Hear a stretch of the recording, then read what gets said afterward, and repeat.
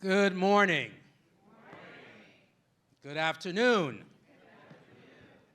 Good evening. I'm saying that because this is being live streamed across the globe. So we have billions of people who are watching this event. This is the Global Black Economic Forum, as you heard. This is a global enterprise that is focused on transforming how we think about diversity, inclusion, equity. The Global Black Economic Forum is focused on making sure that we realize economic opportunity for the Black diaspora and marginalized communities all over the globe. What do I mean by the Black diaspora? I'm talking about people in India, people in Colombia, people in Chicago, people in Dakar, people that originate from the continent of Africa and other marginalized communities. And we have a lot of work to do. The Global Black Economic Forum is seeking to change the current landscape, the status quo. Through our work in policy, we have social and economic justice policy. We also are seeking to do that with our leadership development company, the Academy for Advancing Excellence, where we work with Fortune 500 companies, we work with entrepreneurs, we work with leaders across the world, and through summits and conferences like this. Now, when I say summits and conferences, we're not talking about the traditional summits and conferences. We're not just simply interested in having conversations. We're interested in action. We're interested in holding us accountable for the conversations that we're having. Because the people that are relying on us need us to act. They need us to achieve. And so when we put people on these stages, we want to make sure that we're delivering for the community that needs change. And all of you have heard about change, certainly today. But before I get to that, all of you have cards on the table.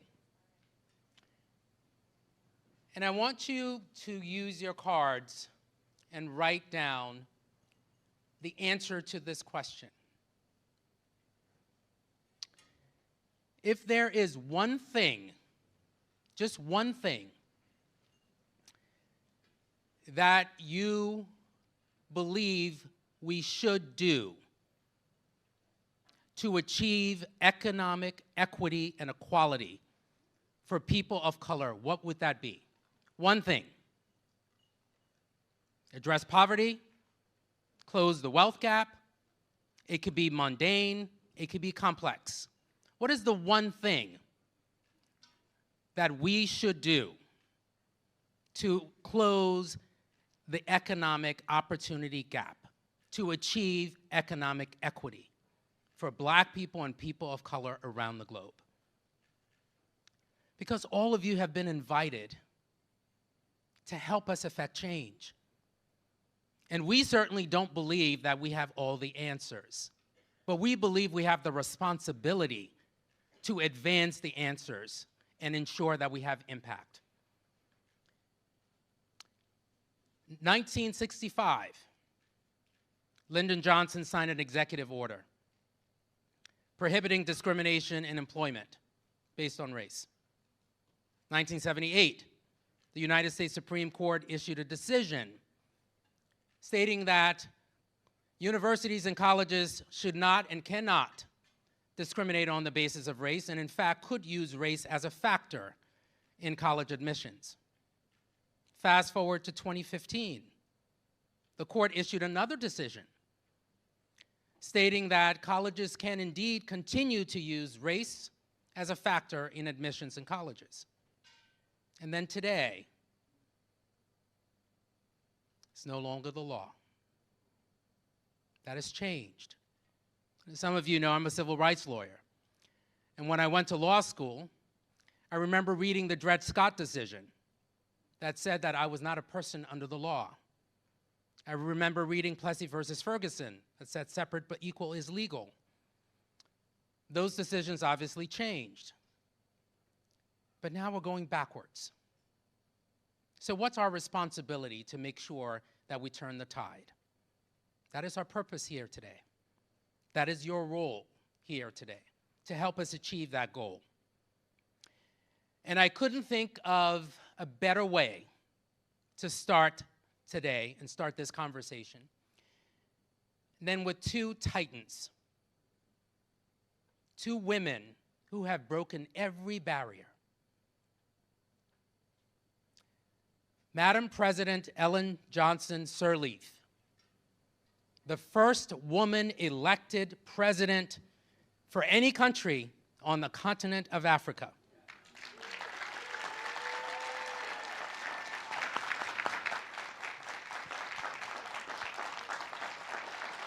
That deserves a standing ovation.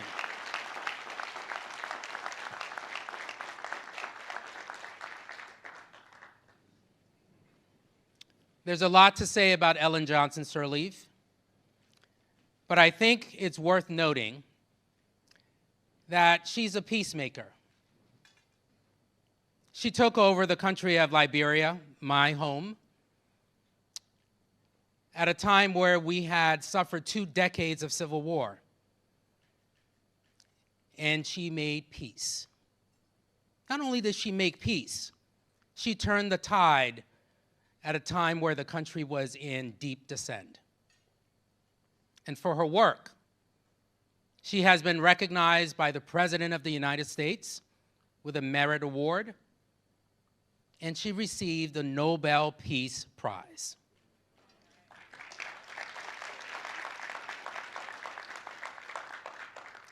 And now, she's no longer the president of Liberia, but she is still working. She is running the Ellen Johnson Sirleaf Foundation to ensure that we identify, support more women to be leaders in the continent of Africa. So we're so happy to have her with us. And not to be undone, we have the United States Ambassador to the United Nations, Linda Thomas Greenfield. That deserves a standing ovation as well.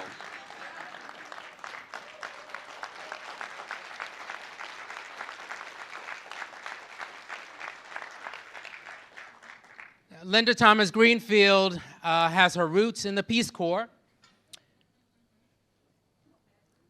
No? Okay. So I'll blame Roger for that. But I do know something about Linda Thomas Greenfield, and I don't think she'll correct me on this. She's a bridge builder. And what I mean by that is, in this country and certainly other parts of the globe, there's a divide. Sometimes it's artificial, sometimes it's real. Divide between African and African American. Divide between Black and African. She's building those bridges to make sure that we see our own humanity. She's doing that through policy. She's doing that through advocacy. She's using her office to make sure that we realize the true purpose of the continent of Africa, the true purpose of the United States, the true purpose of diplomacy in achieving equity and equality for all of us. And for that, we thank you. We thank you for your advocacy. We thank you for your work. So with that, we will start a conversation about the global opportunity economy, a conversation about advancing the interests of women leaders, not only on the continent of Africa, but across the globe. So let's begin.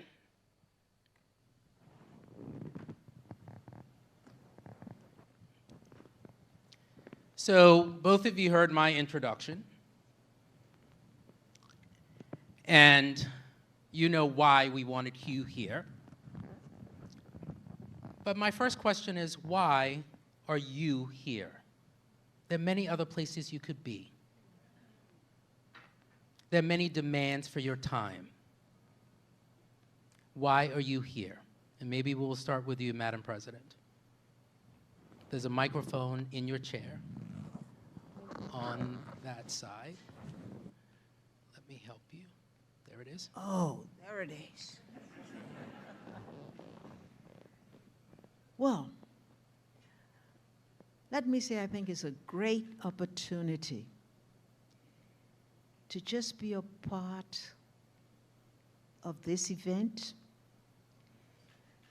that talks about the Global Black Economic Forum. This is something new to me, and I think to many of us in Africa and other places where we go to conferences, we go to fora, but they're never singled out to say we're going to focus on the Black people. And that's special. And so why am I here? I'm here to know more about it, to see what the goals are going to be, what are the processes to be able to achieve those goals. It's going to be exciting for me to listen to you and some of the plans you have for something like this, and many of the corporate leaders who are sitting here in this audience, how they're going to make contribution to this. So I just think it's great at all of us to be here. I want to learn, I want to listen, I want to take those ideas back and make something happen where I am. Ambassador Greenfield, same question. Why are you here? I'm here for the same reasons. I'm also here because of the opportunity that this provides to really reaffirm and show our commitment to women, to Black empowerment, not just in the United States, but around the globe and in the African diaspora. I was in Brazil a few weeks ago and was really introduced to the huge African diaspora there. And what was clear to me is that we have to work and do a better job of engaging with each other, supporting each other, and moving forward on issues that impact all of us around the world. So this gives me an opportunity to show that commitment, and particularly as it relates to women, peace, and security, working alongside this woman when she was president of Liberia. I was the ambassador to Liberia during that period. And I was able to see how important it is to have women in positions of power, to see how a woman leads. And so I think being able to share that with you here in this audience, to show the commitment that we have, but also to get your commitments to this opportunity, I think is something that we all appreciate, and I will be listening as well. So as we talk about the peacemaker and the bridge builder, many people may not know that you two have a relationship that goes back many, many years. And what I want to tease out here for the audience is how your relationship has actually helped you inform your work, the policy, and the impact that you've had. So maybe we can start with you, Madam President. Linda is a Liberian.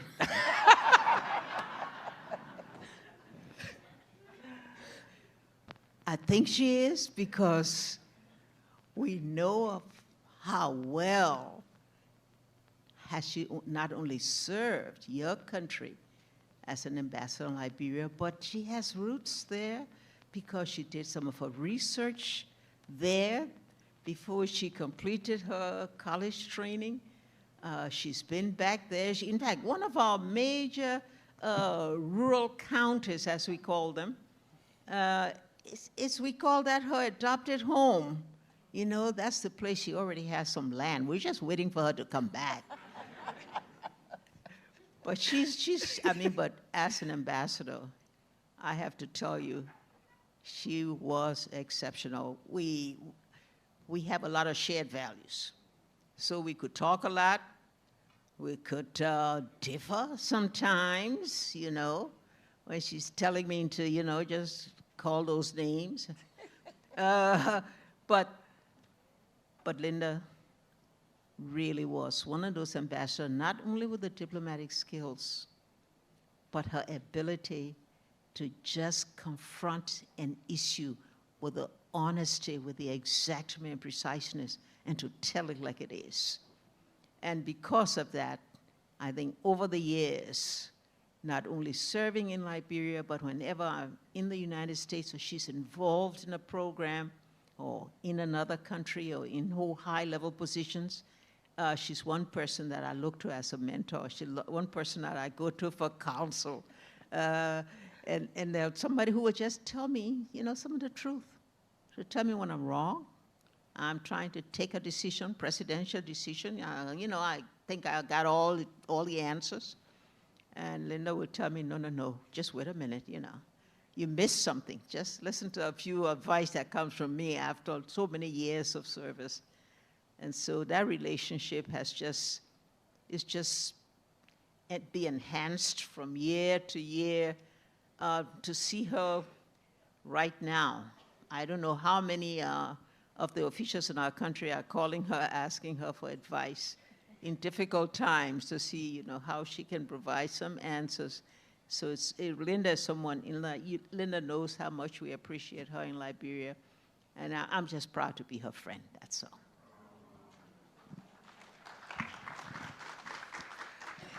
So I have known Ellen, and I'm going to call her Ellen because she called me a friend just now. I've known Ellen much longer than she's known me. I went to Liberia for the first time when I was 26 years old as a student, and that's why everybody thinks I was a Peace Corps volunteer. Okay, Raja has redeemed himself. I went there as a student. She was already a force to be reckoned with. And I respected her from the moment I knew of her. I didn't know her, I just knew of her and what she was doing to support her country. And I watched her from afar. And as I grew in my career, she grew in her being a force of nature, this Iron Lady who really got engaged in politics. And then suddenly I was in a position where I could get to know her personally. And from that moment on, I considered her a mentor and a friend. And if there's anything I'm most proud of in my entire life, it was the period when I served as ambassador to Liberia, and I was able to work side by side with her to help her rebuild Liberia from the ashes of war. And seeing how she empowered women, and she empowered not just educated women, not just people like me. She empowered women in rural areas. She empowered women in the marketplace. She empowered young girls who in elementary school, when you'd ask them what they wanted to be when they grew up, and they'd say President of Liberia. And so her impact on Liberia, on Africa, on the entire world will always be a part of all of our lives as we look at how we move forward.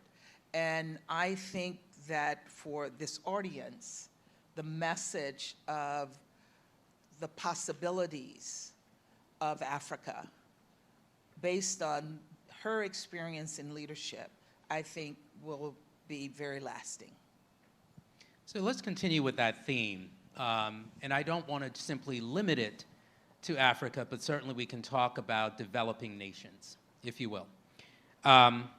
As you all know, and I've spoken about this a few minutes ago, the Global Black Economic Forum is focused on really ensuring that we achieve economic equality, economic equity. One of the challenges that countries in Africa and other developing nations faced is that economic development can be tied to large multinational corporations coming in with their own resources and talent to really build big infrastructure projects, as an example, and tap into the continent's natural resources. So while these projects may bring money into a country, they're not really built around the people. And they are not, in many cases, they don't lead to an inclusive economy. So one of the things that I would like to get both of your thoughts on, and maybe we can start with you, Ambassador, is how can we shift that paradigm so that there is a sustained and sustainable reinvestment? And what is the responsibility? We have CEOs here in the room. What is the responsibility of multinational companies with respect to community building investments? Thank you so much for that question. And as you look at the accomplishments of the Biden-Harris administration over the course of the past 2.5 years, we have worked diligently to engage with the private sector, to engage with African leaders, to bring them together. We had a leader summit and a business conference last year in December, where we are working to see what the opportunities are to bring American companies to the continent of Africa, where we will create jobs and build resiliencies in these economies. Over the course, for example, of the past 3 years, somewhere around 200 deals have been struck. There are a number of American companies, I won't name them here because I don't know who's in the room, that have invested in Africa. And we saw that during COVID, the importance of having companies invest in not just Africa, but to invest in communities, to invest in people. Prosper Africa has contributed significantly to that, and the AGOA, the Africa Growth and Opportunity Act, has also contributed to that, where we've been able to create jobs on the continent of Africa, create opportunities for the private sector to export their products to the United States duty-free, creating jobs in the United States. And so it really is important that companies work not just with leaders, but work with communities. And that's something that this administration has been very strongly behind. Madam President, your views on this? Let me first put this issue in a historical context. Africa and most of the underdeveloped nations are endowed with natural resources. And for too long, the exploitation of those resources have not taken back the benefits that are required for the countries to be able to develop. Yes, times have changed. And today we have large corporate entities that are now working in countries, exploiting those resources, whether they're mineral or maritime resources or agricultural resources, and are doing it successfully. And the returns, not only to the entities, but to country, can be very bountiful. But if I can address your issue, what do we do to make that relationship more acceptable and more sustainable? First, we need to do something about the insufficiency of resources on the part of countries. When you have these large corporate bodies that get these large concessions to be able to exploit those resources, that they need to show that they can address the issues of capacity and finance. Capacity by ensuring that they develop programs for technical assistance to improve the skills in the country, to ensure that their employment practices make sure that not only do they allow opportunities to those that have the requisite skills that are nationals that can hold positions at all levels, not just the blue-collar jobs, but management jobs to enable them to be part of decision-making, to make sure that women are given equal opportunities as men. Those are the kind of corporate practices that we'd like to see improved upon so that the returns to both can be enhanced. We believe that there could be opportunities to have partnership with national entities.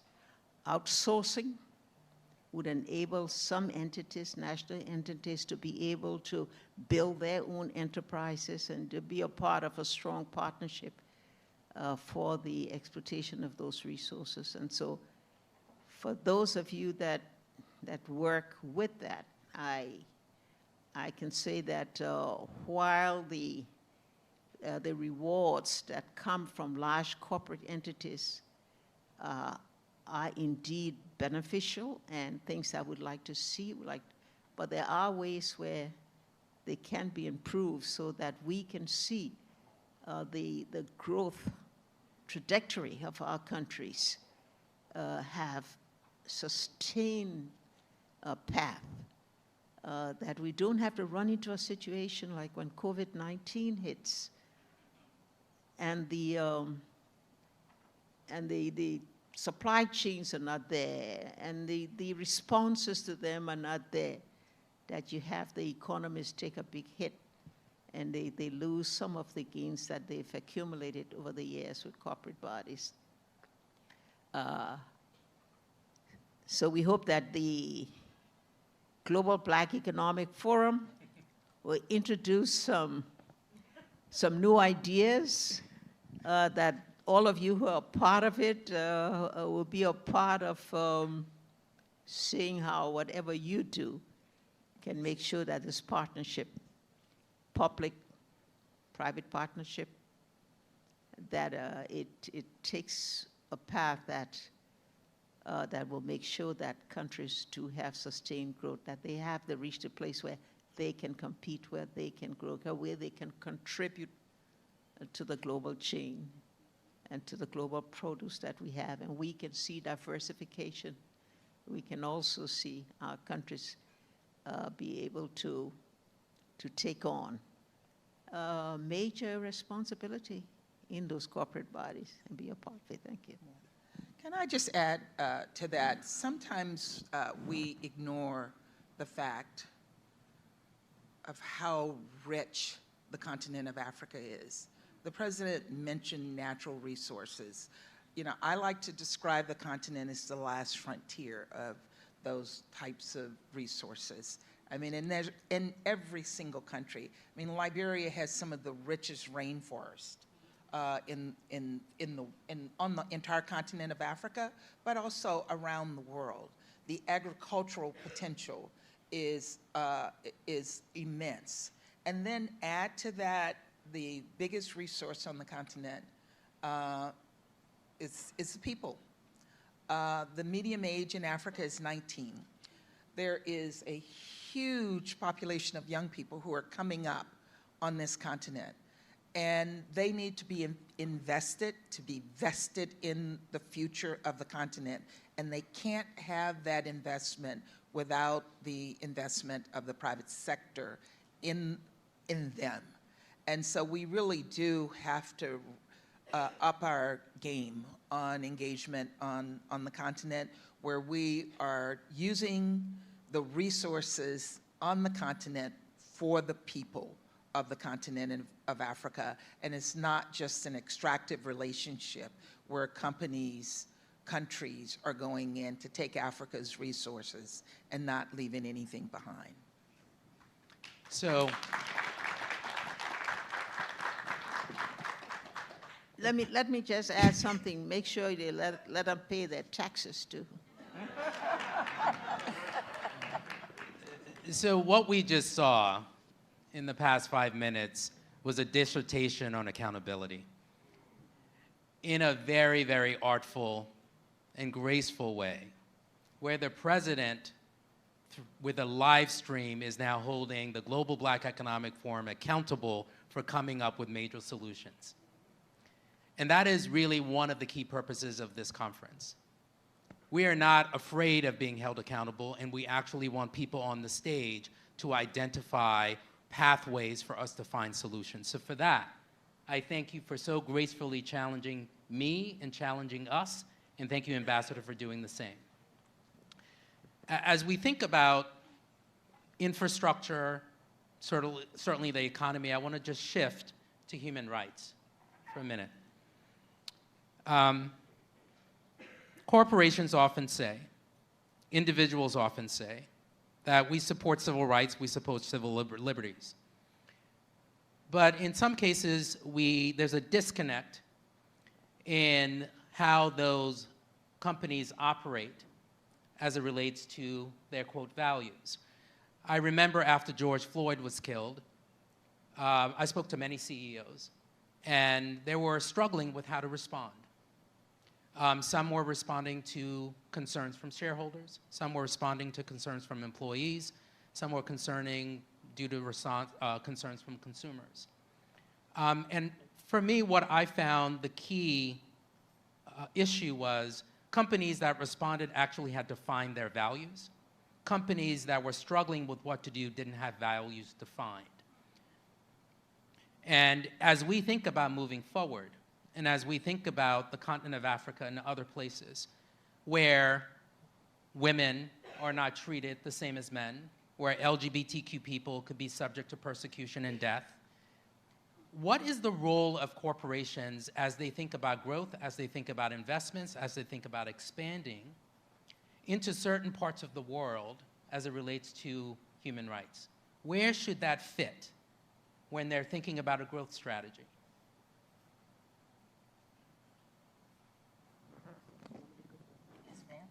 Well, no, you just need fair practices. That's number one. Treat people, your employees, your co-workers, with dignity. We must ensure, first of all, that countries that have certain laws and practices relating to the protection of people are equally observed and adhered to by corporate bodies. They need to address some of the shortcomings of those who work for them, whether it's housing, whether it's access to social services that are fair hiring and paying practices to enable. I think those are what we see as ensuring that you address human rights. There are some countries that have some prohibiting laws when it relates to that, while we expect that every corporate body to adhere to the laws of the country, but there are also certain respect for human rights that must be maintained by them without necessarily violating the law. We all know today about corporate responsibility, corporate social responsibility. And each country does require that responsibility be met in accordance with a predetermined understanding of just what the corporate body can do to be able to enhance training, mere education of workers to enable them to contribute back to companies what are necessary to create that relationship. Too often, you have workers that are striking, that are protesting, that are feel ill-treated. That leads to resentment, and that leads to relationship issues by leaders of the country and corporate bodies, and it takes away from what we need, the kind of environment to attract private capital, to attract foreign investment, things that our countries need so badly.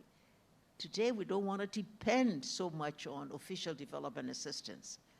We want to have a viable private sector We want to see the United States and black corporate leaders.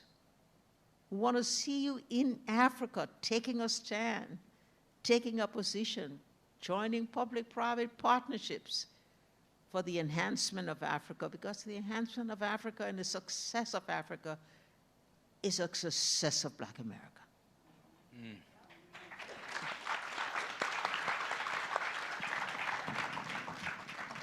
Let me just say that we really do have to lead with our values. And our values mean that we have to do what is right by people. I deal with this issue every single day in New York, in the Security Council, in the General Assembly, where there are countries who say states' rights are more important than human rights. And so they lead with the sense of the state has the right to do whatever it wants to do that may in fact diminish the rights of individuals. And companies that are going into those countries have to be clear on what their values are. If they value human rights, that has to be part of their mantra when they go in and negotiate with countries, that they're not going to discriminate against women working. I use as an example, it's not Africa, but Afghanistan. They're not going to discriminate against the LGBT community. They're not going to discriminate against a certain ethnic group because that somehow is the policy of the country. But their approach is to build community and provide opportunity for all people. And I think if they take that approach, that people will work with them as they try to help these countries build a better future for their people. And companies have to be clear about what their policies are when they go into a country. They're not trying to change culture. Sometimes I hear that a lot when we're engaging with countries, that you're trying to change our culture. You're trying to rewrite our culture to fit your culture. And I always throw it back that if your culture is to kill the LGBT community, arrest the LGBT community, arrest women and throw women in jail, then that is a problem for us. I'm not telling you how to run your country. What I'm telling you is what is acceptable for us to be able to work with you. And companies have to be prepared to give that message when they go in to invest in a country. Because you could go and invest in another country where you don't have that problem. And I think you need to be able to say that.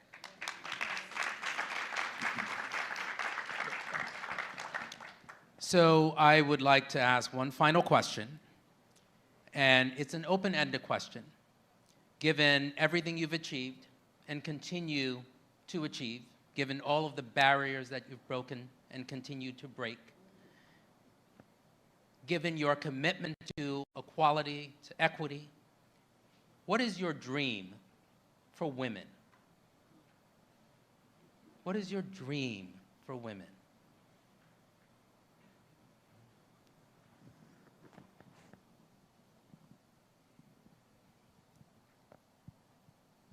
If I may put it bluntly, I wish women ruled the world.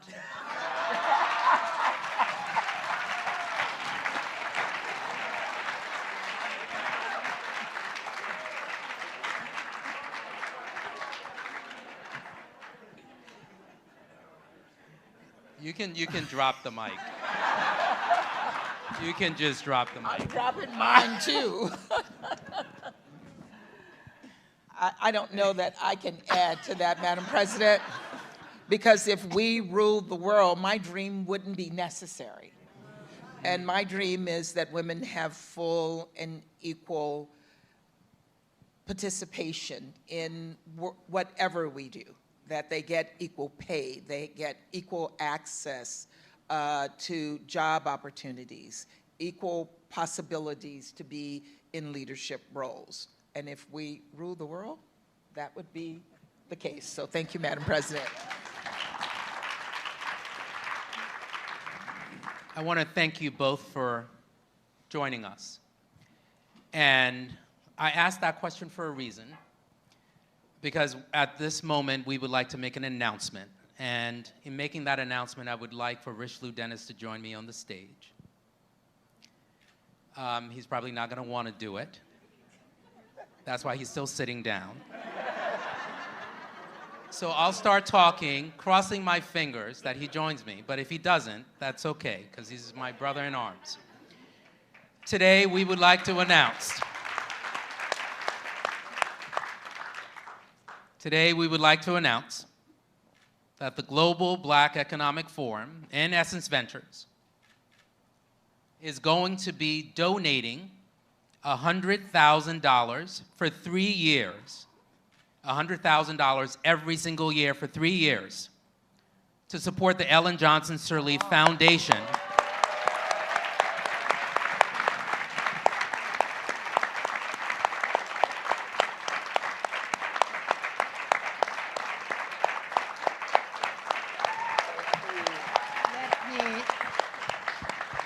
Thank you.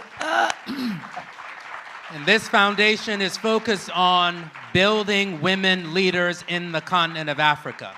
$100,000 every single year for the next 3 years. And I say that with the hope that others will follow, with the hope that others will join us, because this is a mission that's core and central to our future. Allow me to just say a little bit about it, so that he's not just giving the money, but he knows where the money is going. I've established a center where in the third year of operations came just about the time COVID-19 was getting started. Our aim is to promote women to higher positions of leadership in public service. And we do that by recruiting women who have already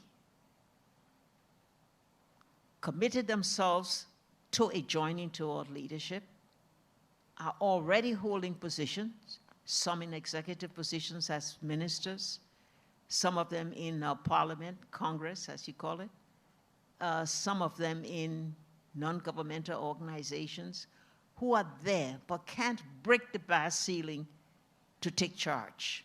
And we don't have sufficient number of them, even though we feel they are equal in every way to men, in knowledge, competence, performance, and all. But because the barriers, stereotyping, all the means that stop them from reaching it is for us to create a wave of women positioned to take office in the highest position, not through favors, but through earning it, through competition. And I dare say that today we're well on the way. We have 43 dynamic women in Africa and 20 African countries that we've already done over the 2-year period. We want to thank Linda. She was the chair of our foundation when we got started on this. And we've got— I had retired from government then. and you passed it on to a good friend of yours, and so, and then we have them that have mentors. Mentors are former women presidents, as few as they are, as well as those heading organizations like the WTO head, ECA, the other women who serve as counsels and mentors for these women. We do have some support from some foundations like the Open Society Initiative, Ford and others that provide the means whereby they create a platform for being able to work together, exchange some of their ideas. And, you know, we're going to systematically break those obstacles, unapologetically take leadership roles for women. But we invite men to be a part of it.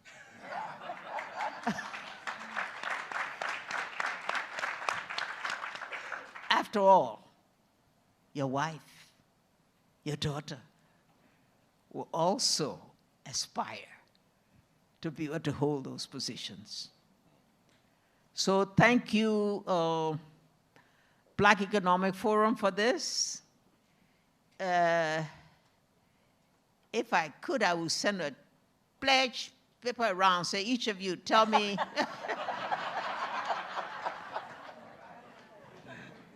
But they always tell me I'm shy, so I won't do that. Thank you all. It's been a great. No, I don't have anything to say. You made me come up here. So I wanted Rich Dennis to come up here. All of you may know the founder, the CEO, and the chairman of the Sundial Group of Companies, a visionary. And I wanted him to come up here because so much of what we see here is a reflection of his vision, his manifestation of his vision, and a reflection of that is through the funds that we've now made to the Ellen Johnson Sirleaf Foundation. So he doesn't like getting up on stage very often, and I made him get up. And thank you, Rich, for getting up. You're very welcome. Is there anything you would like to say? No. I mean, the only thing I would say is the lack of opportunity for women is global, and our focus is global. So the only thing I would say is Madam President, is maybe you can help us with that vision here, because it is as needed here as it is there. And we'll do our part. Essence will do its part. The Global Black Economic Forum will do its part. But we need help. So any ideas, thoughts, partnerships beyond where we are that can help us to do that here and in other places around the world will be very helpful. So I'm not shy to ask. So I'm asking. And as far as pledges is concerned, maybe we should put something up on the website and we can drive people to it later that want to participate in this. So I think to be in this room, we had to get your email, so I don't think you can escape us. But I do think we can do something on the website that give people that want an opportunity, not just to pledge, but to contribute your time, and because there's incredible minds in this room that have done incredible things as well, and where you can be helpful in helping others come up, I think would be special. So, thank you. Thank you, Rich Dennis. Thank you, Madam President. Thank you, Ambassador Greenfield.